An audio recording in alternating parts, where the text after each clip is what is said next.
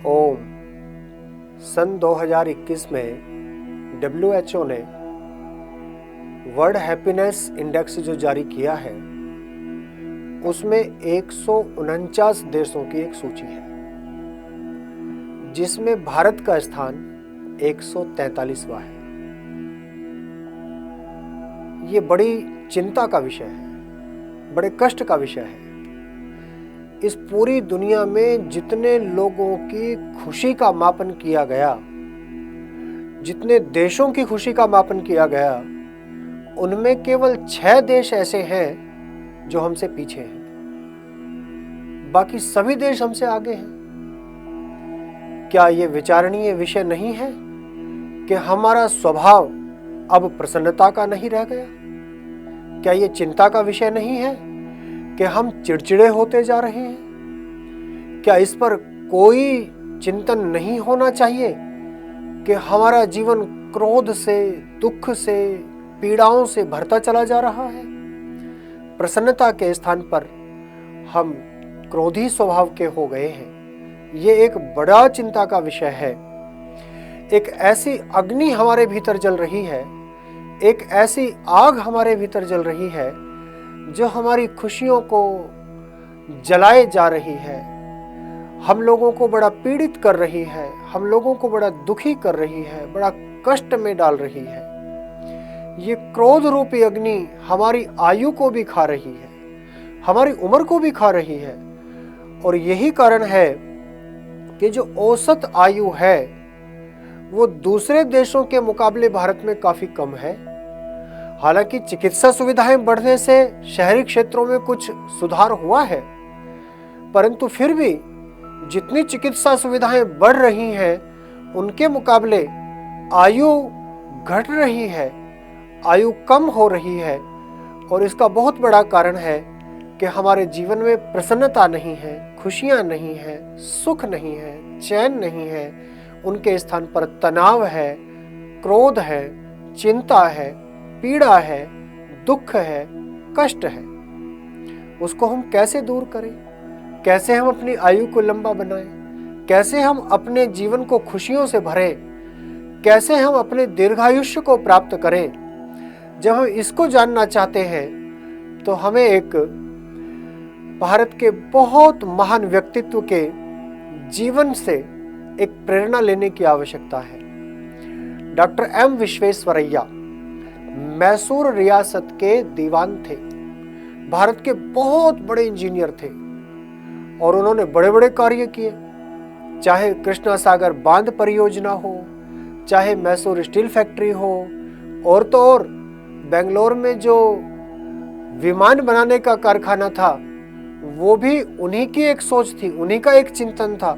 बहुत समय पहले बड़ी दूरदृष्टि रखने वाले डॉक्टर विश्वेश्वरैया, उन्होंने बड़ी लंबी आयु पाई।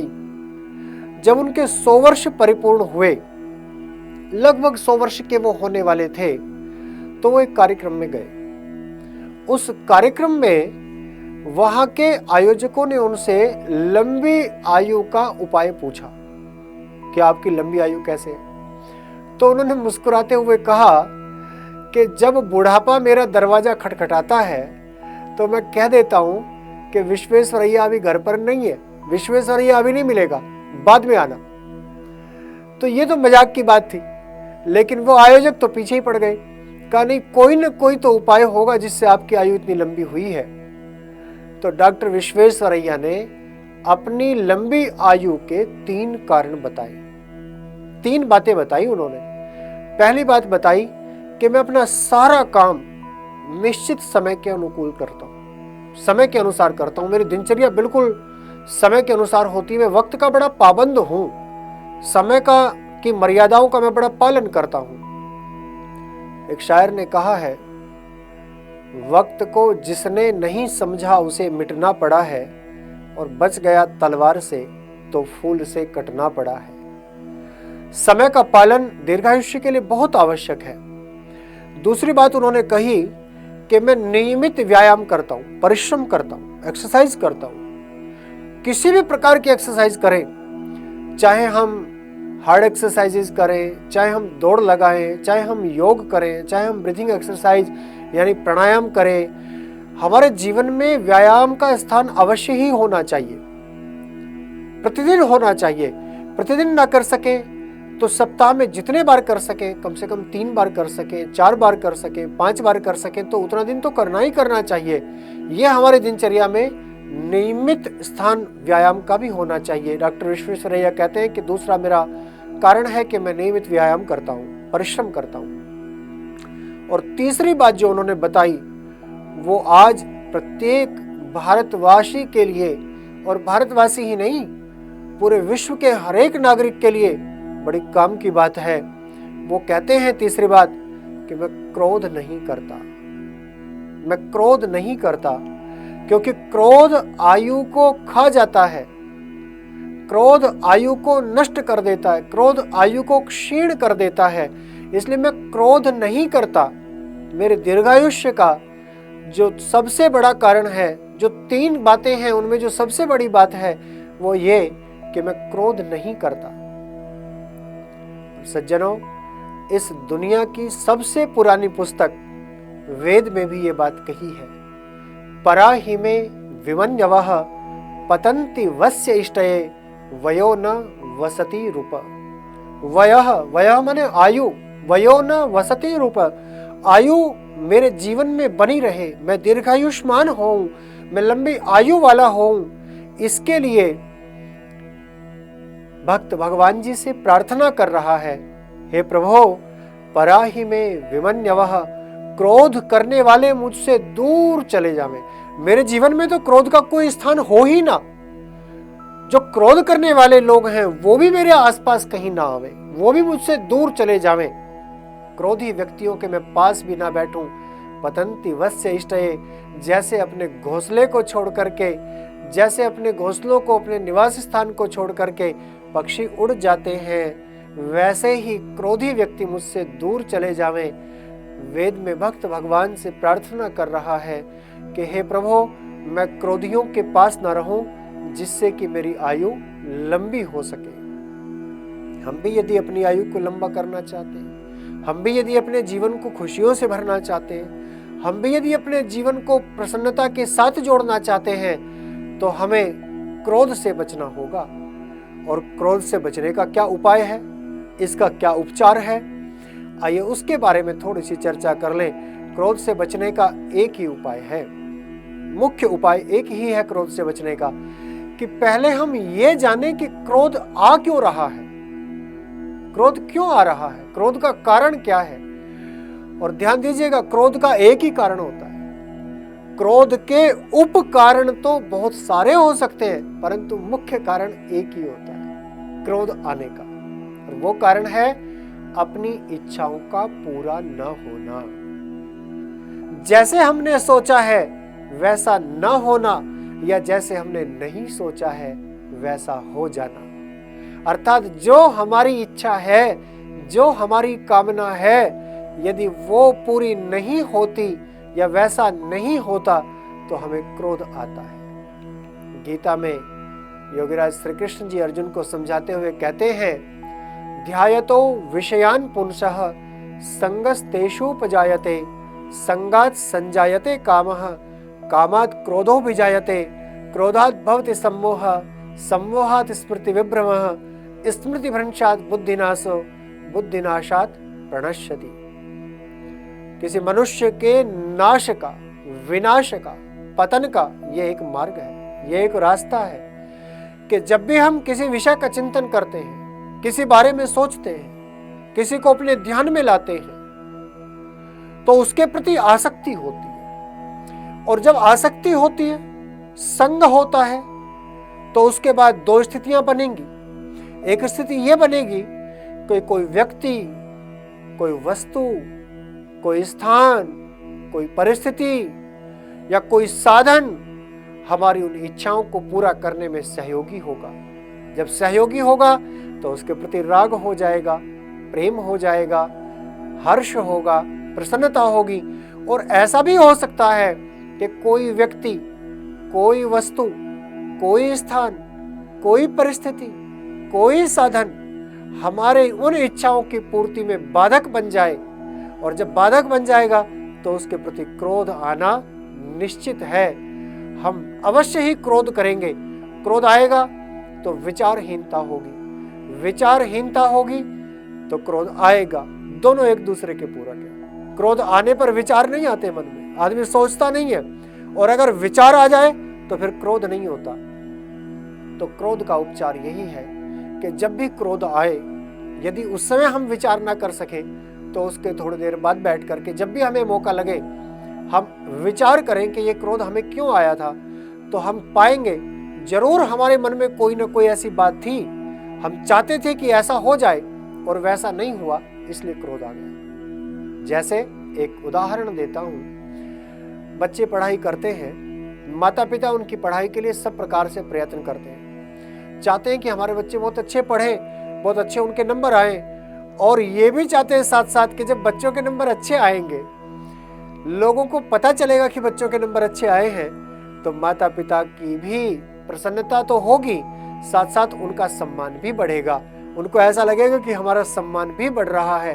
अपने मान और सम्मान को बच्चों के नंबरों के साथ जोड़ लेते हैं, इच्छा बना लेते हैं, और मान लो किसी कारणवश नंबर कम आए, कोई कारण रह गया, बालक ने बहुत मेहनत की हो, आपकी आंखों के सामने मेहनत की है, दिन रात पढ़ता रहा बेचारा, लेकिन फिर भी किसी कारणवश नंबर कम आ गए, तो माता पिता की वो जो सम्मान पाने की इच्छा थी उसमें व्याघात हो गया, उसमें व्यवधान हो गया, और बालक पर क्रोध आने लगा। क्रोध का कोई कारण नहीं था, लेकिन बालक पर क्रोध आने लगा। तो जब भी ऐसी इच्छा हो तो हम ये सोचना चाहिए कि इस दुनिया में सारी की सारी इच्छाएं कभी किसी की पूरी नहीं हो सकती। जब हमें पता लग जाए कि इस इच्छा के पूरा ना होने के कारण से हमें क्रोध आया है, तो ये हमें सोचना चाहिए कि सारी की सारी इच्छाएं कभी किसी की पूरी नहीं हो सकती। सिकंदर जो सारी दुनिया को जीतने निकला था, उसकी भी इच्छा पूरी नहीं हुई। बड़े बड़े बादशाह, बड़े बड़े नवाब, बड़े बड़े राजा महाराजा अपने मन में इस संसार को जीतने की इच्छाएं लिए हुए चले गए, लेकिन इच्छाएं किसी की सारी इच्छाएं किसी की पूरी नहीं हुई। बहुत सारी इच्छाएं पूरी हो जाती हैं, बहुत सारा हम प्रयत्न करते हैं। तो हमने ये सुना है, वेद में भी आता है, कृतम में दक्षिणे हस्ते जयो में सव्य आहिता, दाहिने हाथ में पुरुषार्थ होगा तो विजय श्री मेरे बाएं हाथ में होगी, मेरी इच्छाएं पूरी होंगी। परंतु सारी इच्छाएं कभी किसी की पूरी नहीं हो सकती। इसलिए जब हम ये विचार करेंगे तो धीरे धीरे हमारा क्रोध सीमित होने लगेगा और हम क्रोध को नियंत्रित कर सकेंगे। एक और बात बताना चाहता हूं कि जब भी क्रोध आ रहा हो, किसी को क्रोध आ रहा हो, ये वैसे संक्रामक बीमारी है, एक को क्रोध आ रहा हो तो जिसके ऊपर क्रोध करता है उसको भी क्रोध आने लगता है, वो जिसके ऊपर क्रोध कर रहा हो। और ये बड़ा भयंकर बात होती है, ये तो ऐसे हो जाता है जैसे लोहे से लोहे टकरा रहा हो, या इसको ऐसा समझ ले कि जैसे आग से आग की टक्कर हो रही हो। क्रोध से क्रोध की टक्कर बड़ा भयानक रूप धारण कर लेती है। अगर किसी को क्रोध आ रहा है तो ना तो उससे उलझे और ना उसको समझाने का प्रयत्न करें, क्योंकि क्रोधी व्यक्ति को विचार हो ही नहीं सकता। विचार शक्ति समाप्त हो जाती है तभी तो क्रोध आता है। तो क्रोधी से थोड़ा सा अलग हो जाएं, शांत हो जाएं, और अगर आपके अंदर सामर्थ्य है तो आप चुप होकर के उसकी तरफ ध्यान से, प्रेम से देखें, उसकी बात को ध्यान से सुने और क्षमा मांग ले, गलती की क्षमा मांग ले कि भाई हो सकता है मुझसे गलती हो गई हो, मैं देखता हूँ और मैं सुधार करने का प्रयास करूंगा। और जब उसका क्रोध शांत हो जाए तब उसको समझाएं कि देखो क्रोध आपको इसलिए आया था क्योंकि आपकी इच्छा ये थी, ये पूरी नहीं हुई, इसलिए क्रोध आ गया। तो क्रोधी व्यक्ति से उलझना नहीं चाहिए, बल्कि शांति से उसको समझाना चाहिए। ऋषिवर देव दयानंद जी महाराज की एक घटना है। सोरों, गंगा जी के किनारे एक छोटा सा नगर है सोरों, उत्तर प्रदेश में, और बहुत सारे तीर्थयात्री वहां पर आते हैं, तो सम्मान के कारण उसको सोरों जी कहने लग गए। ऋषि दयानंद जी वहां पर रुके हुए थे सोरों में, वहां पर उनकी कथाएं चल रही थी, वो प्रचार कर रहे थे, अपना वेदों का प्रचार करते थे। उसी समय एक बड़ा पहलवान टाइप का व्यक्ति बड़ा सा लठ लेकर के आया, आकर के लठ हाथ में लिया हुआ और आकर के स्वामी दयानंद जी के सामने खड़ा हो गया। खड़ा होकर के बड़े जोर से बोला, क्यों रे दयानंद, तू गंगा मैया की निंदा करता है, तू ठाकुर जी की निंदा करता है, तू मूर्ति पूजा की निंदा करता है, तो हमारे देवी देवताओं की निंदा करता है, बता ये लठ कहां पर मारूं तेरे। तो स्वामी जी ने उससे उलझे नहीं, स्वामी जी उसकी निंदा नहीं की। उसके क्रोध को देखते हुए स्वामी जी ने अपना सर झुकाया और सर झुका करके बड़ी प्रेम भरी दृष्टि से उसकी ओर देखते हुए बोले, भाई मेरे जो भी विचार हैं वो मेरे इस मस्तिष्क से निकलते हैं। अगर ये लठ चलाना है तो मेरे मस्तक पर चलाओ, मेरे माथे पर चलाओ, मेरे सिर पे चलाओ, ताकि ये विचार जहाँ से निकलते हैं वहाँ से ना निकलें। और बड़ी प्यार भरी दृष्टि से उस व्यक्ति की आंखों में देखा। जैसे ही देखा प्यार से, बस उस व्यक्ति को ऋषि जी के तेज के समक्ष उसका सारा क्रोध धुल गया और ऐसी मीठी वाणी को देख करके क्रोध दूर हो गया। चरणों में बैठ गया और कहा, महाराज मुझे तो किसी ने गलत संदेश दे दिया था, मेरी ऐसी धारणा नहीं थी, आपको देख करके ऐसा नहीं लगता।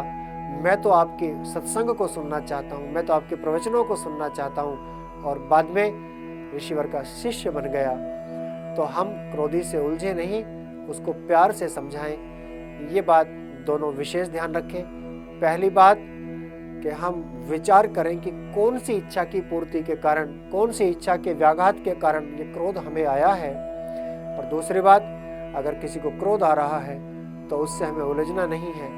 आशा है कि इन दोनों उपायों का पालन करने से हमारे मन की प्रसन्नता दिन प्रतिदिन बढ़ती जाएगी। और जब मन प्रसन्न होगा तो हम प्रसन्न होंगे, हम प्रसन्न होंगे तो परिवार, समाज और राष्ट्र प्रसन्न होगा। और फिर 143वें स्थान पर नहीं, फिर प्रथम, पहले 10 में आएंगे और फिर प्रथम स्थान पर भी पहुंच सकते हैं। उसके लिए प्रयास करेंगे। ओम शांति शांति शांति।